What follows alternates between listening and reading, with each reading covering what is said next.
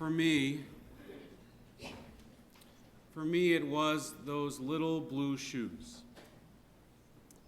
In that picture of Alan Kurdi laying there like he was sleeping on a beach in Turkey. Only he wasn't sleeping. I was sleeping. It was the shoes that woke me from my slumber, from my disregard for the suffering of the Syrian people in the midst of the greatest humanitarian refugee crisis since World War II. Over 10 million people have fled from chaos into chaos. There are 360,000 refugee children in Turkey alone, under the age of 11. The United Nations even has a counter for those that are lucky enough to make it to an aid station and to register. A couple of days ago, that counter read 4,087,139 refugees. And I'm sure it reads more now. But it only took one. It was those tiny shoes on those tiny feet with their tiny toes. I know those shoes. I know those feet. I know those toes. My children have the same ones. They should not be laying there lifeless on the, God forbid, horribly and aptly named Golden Beach. They should be running through sandcastles. They should be stomping on puddles. They should be chasing the tide in and out. Unatane tokef kedushat hayom. On Rosh Hashanah it is written, and on Yom Kippur it is sealed, who will live and who will die, who by earthquake and who by drowning. Rabbi Asher Lopaten writes that the Unatana Tokef, so often understood to show that everything is in God's hands and that nothing is in our own, actually has the opposite meaning. The God of Unatana Tokef, he writes, has spent the last year stepping back from the world in order to let human beings act independently. And that these actions, what we do and not do, become the book of the world, signed by the people, all of us, responsible for them. The Syrian civil war has been going on for more than 4 years. God has stepped back. And so have human beings. 200,000 people have died in the fighting, or while running or swimming for their lives. And many of them are children like Alan and his brother Galib. Millions of children are suffering from trauma and ill health. A quarter of Syria's schools have been damaged, destroyed, or taken over for shelter. And more than half of Syria's hospitals have been destroyed. But it's the children that catch us. Sarah Wildman, writing for the Jewish Daily Forward, writes, it's the children that bring those dizzying millions numbers into focus. Their eyes round, their faces tired or hidden behind a parent's legs. They are asleep on their parents' shoulders. They walk beside them, or they're strapped to their bellies, legs dangling lazily, as their mothers and fathers stride ever forward, ever forward. These children, they are far younger than the Syrian conflict that so many of them are fleeing from. They have been trapped the entirety of their lives, and now we see them lying lifeless on a beach. Jonathan Sacks Britain's former chief rabbi, wrote, "I used to think that the most important line in the Bible was, 'Love your neighbor as yourself.' And then I realized that it's easy to love your neighbor, because so often he or she is usually quite like yourself. What is hard is to love the stranger, one whose color, culture, or creed is indifferent or is different from yours. This is why the command, 'Love the stranger because you were once strangers,' resonates so often throughout the Bible, and it's why it calls to us now. We would all save the children, because children, no matter their country, their culture, their religion, children are all innocent. Sachs even suggests a modern-day kinder transport, like was organized to save Jewish children on the eve of the Shoah, perhaps the humanitarian refugee crisis most similar to this one. Though there have been other great humanitarian refugee crises, this congregation knows them well: the Vietnamese, Cambodian boat people, Rwanda, Somalia. But save the children is not love the stranger. To love the stranger, you have to take the parents too. To love the stranger, you have to love the Syrians who were taught to fear and hate Israel, to fear and hate Jews. No, love the stranger does not mean that you have to open wide the borders to Islamists, fundamentalists, or terrorists. But in these numbers, the numbers that the world is dealing with, I fear that too many innocents will die as we carefully screen for the next bin Laden. And what will happen? What will happen while we dither and wait and debate? How many new terrorists will be created? Anger and resentment, fear and frustration, they will build up as they stand pressed against razor wire. B'makom she'ein anashim histadel lihiot ish, the Mishnah tells us. In a place where people are acting inhuman, strive to be a human being. Now I hear the concern and the alarm, the plaintive note of caution. I get it in your emails, I hear it from scholars, I read it in the pages of Jewish papers and even our own papers. Think before acting. It's a Muslim problem. Let those countries come to their aid. They hate us anyways. Allowing millions of Syrians and others from the Muslim Middle East into Europe will end up as a catastrophe for Europe and therefore a catastrophe for the West. I read these statements and these emails, and my mind, it can't help swapping the word Muslim for Jew. Reread them that way, and they are indistinguishable from the same statements that were issued when it was our people, the Jewish people, trying desperately to get out of Europe ahead of the Nazi menace. Sachs reminds us, like we could ever forget, because we will never forget, never again, that one of the darkest moments in human history, not just Jewish history, but one of the darkest moments in human history, occurred in July of 1938, when representatives of 32 countries gathered in the French spa town of Evian to discuss the humanitarian disaster that everyone knew was about to overtake the Jews of Europe wherever Hitler's army held sway. Jews were desperate to leave, and yet country after country after country shut its doors. Nation after nation after nation, in effect, said it wasn't their problem. Or more precisely, they said, we don't want it to be our problem. And we all know well the tragedy of the St. Louis, one of the last ships to leave Nazi Germany in 1939 before Europe became involved in World War II completely.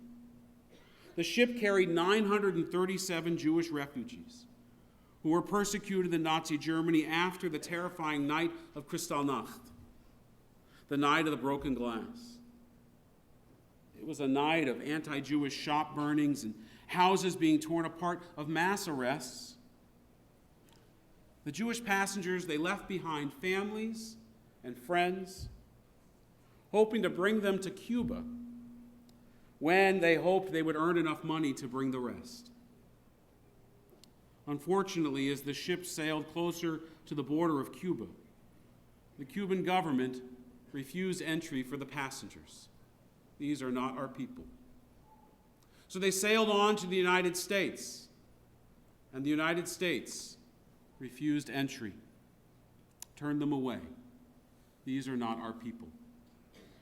They sailed up the coast toward Halifax. They were only 2 days from port and safe harbor when Ottawa, under pressure from high-ranking politicians within, refused to grant the Jewish families a home. These are not our people.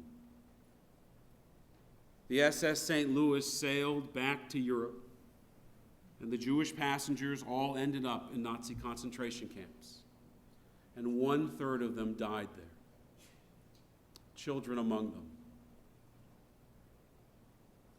We know the infamous response of an unidentified Canadian immigration agent who in early 1945 was asked how many Jews would be allowed in Canada after the war, and he replied, "None is too many."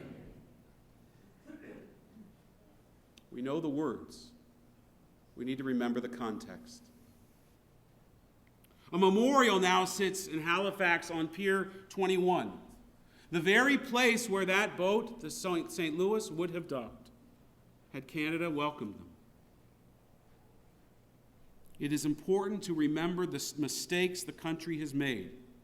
Saul Messinger, a survivor of the St. Louis, implores us, echoing philosopher George Santayana's infamous and famous line, "Those who do not remember history are condemned to repeat it." This is not the Shoah. This is not the Holocaust, thank God.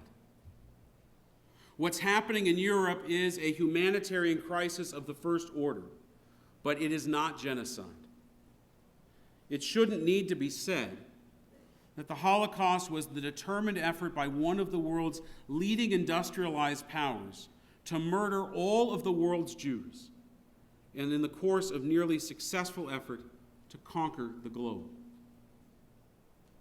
Raising images of the Holocaust may help draw attention to the crisis, but it also shuts down reasoned discourse, and it thus drowns out urgent questions that need airing. If the borders are open wide, how many millions will want to flee the world's no longer livable regions for the safe haven of a continent that works? It's a reasonable question. Prime Minister Netanyahu rightfully reminds us that Israel is a small country that lacks geographic and demographic depth. It cannot take in masses of Syrian refugees. Yet Israel is not standing idly by. Quietly, so as not to endanger those that it is helping, Israel is treating hundreds of Syrian wounded on its northern border. Israel Aid and the IDF, whose director, by the way, the director of the emergency trauma unit that has hospitals there on the Syrian border and has hospitals in Haiti and all those places that Israel sends mobile MASH units to, was here in Vancouver just a few weeks ago. He told us how they are providing life-saving care, and that they do it because it's the true embodiment of the imperative to not stand idly by the blood of your neighbor. Because for Israel, these are not strangers. These are neighbors who one day, God willing, will live peacefully alongside each other and share a border. But in an atmosphere where every dinghy is the St. Louis, where refrigerator trucks smuggling migrants into Austria become boxcars transporting Jews to the gas chambers, where numbers thoughtlessly scrawled on refugees' forearms in felt-tip pen by Czech police, frantically trying to keep track of the human tidal wave, are transformed into numbers tattooed on the arms of death camp inmates. In such an atmosphere, there is really nothing left to discuss. The Talmud tells us, one who has bread in his basket is not like one who does not have bread in his basket. Someone who has everything is not at all like someone who has nothing. Because someone who has everything is tempted to forget what it is like to have nothing. Have we forgotten what it is like to be a stranger? The world's unwanted? To be running for our lives? To have every door and gate and border and shore closed off before us? We must love the stranger, because we were once strangers in the land. Our basket was empty, and now it is full. But don't forget, it was empty once, just like theirs.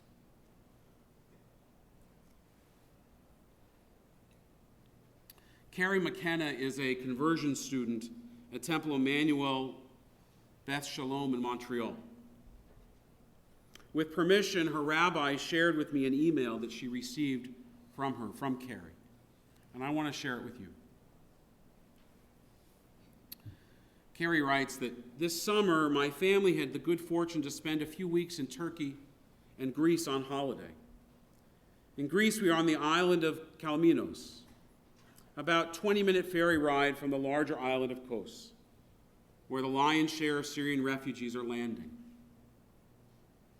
We hear about it daily on the news, the refugee crisis. I realize now that I had unknowingly created a special category of people in my mind: refugees. These fantasies that we create in our minds to buffer ourselves from all the unimaginable tragedy that happens daily, they become much more difficult to keep when it's right in your face. While we had adventures and swam in the sea and created memories, other families, Syrian families, sat in the blazing sun around the port and waited desperately. The stress and the hopelessness, the precariousness of their situation, it was so apparent on the faces of parents who were desperately trying to keep their children safe and fed and alive. One afternoon, I was in the port with my two oldest daughters. They're 6 and 7. And I bought them each an ice cream sandwich. They weren't paying much attention to a Syrian family who, like ours, had 3 young children huddled together in the shade of a nearby building. We had seen hundreds of families just like them in the 3 weeks that we were in Turkey and Greece. And in that moment, we all had the same reaction: the unbearable awkwardness that accompanies being face to face with the inequity that exists in the world, the uncomfortable feeling of acknowledging your own privilege. When my girls opened up their ice cream sandwich packets, they realized that each packet had actually 4 small ice cream sandwiches inside of it. For a moment, they were thrilled at their good fortune. But then one of the Syrian girls, she must have been about 3, caught my oldest daughter's eye. And my daughter turned to her sister and said, "Why don't we just share one of our packages?" In the same breath, she handed her package over to the little girl who was watching. I was proud of my girls, of course, but I'm not sharing this to illustrate how great my kids are. They're just kids. I'm sharing this story because it illustrates so simply something that we all know from time to time. We all know that from time to time we are very little. And something that is so obvious when a real live human is standing in front of you. Something we've known since childhood. When you have more than enough of something and someone else has none, you share. You share. No matter our personal situations, all of us here, be we well off, comfortable, or just scraping by, we have more than they do. We have bread in our basket. In matters of life and death, we have more than enough. We can share. We have land, we can share. We have food, we can share. We have security, we can share. Is Canada the best place for Syrian refugees? No. It would be better to keep them near their homeland. That way, when troubles are over, they are in a position to return and to rebuild. Lebanon, Turkey, and Jordan have taken in 2 million. The rest of the oil-rich Arab Gulf states have refused, and they need to do their part.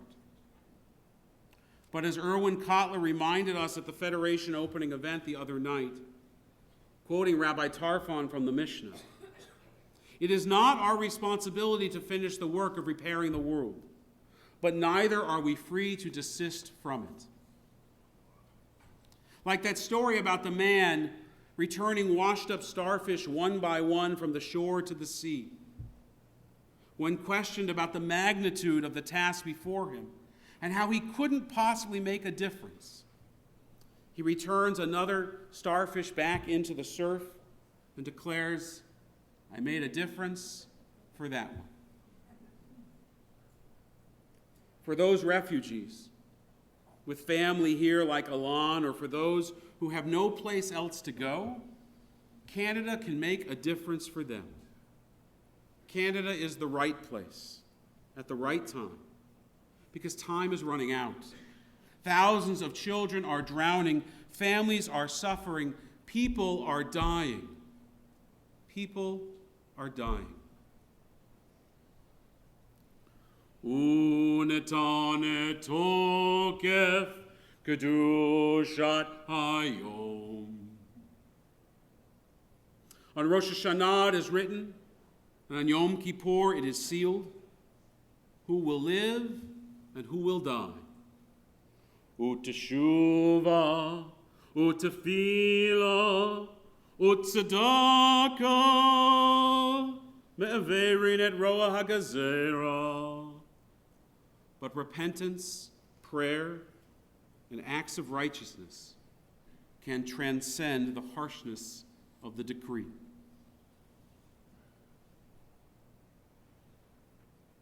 It is said that Abraham Lincoln often slipped out of the White House on Wednesday evenings to listen to the sermons of Dr. Phineas Gurley at New York Avenue's Presbyterian Church.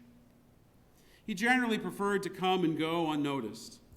And so when Dr. Gurley knew the president was coming, he would leave his study door open just a bit. And on one of those occasions, the president quietly entered through a side door of the church and took his seat in the minister's study, located just off the sanctuary. He propped the door open just a little bit more, just wide enough so he could hear the minister preach. During the walk home one Wednesday evening, an aide asked Mr. Lincoln his appraisal of the sermon. The president thoughtfully replied, "The content was excellent. His delivery was with eloquence. He had really put work into the message." "Then you thought it was an excellent sermon," his aide said. "No," Lincoln answered. "But you said that the content was excellent, it was delivered with eloquence, that it showed much work," the aide pressed him. "That's true," Lincoln said. But Dr. Gurley forgot the most important ingredient.